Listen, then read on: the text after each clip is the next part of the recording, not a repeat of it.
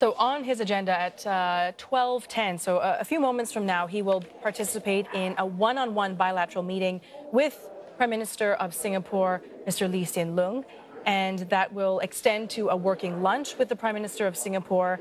And this afternoon, Mr. Donald Trump will also be meeting with the U.S. Embassy in Singapore. So a quite busy schedule. And surely Kim Jong-un also very busy today, although we don't know what he's up to exactly.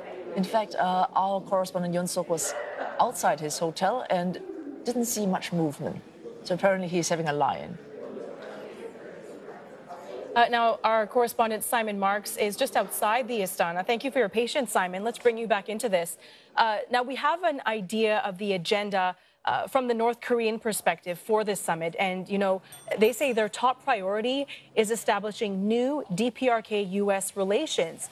If you look at that list, Simon, denuclearization is third on that list. So what does that tell you?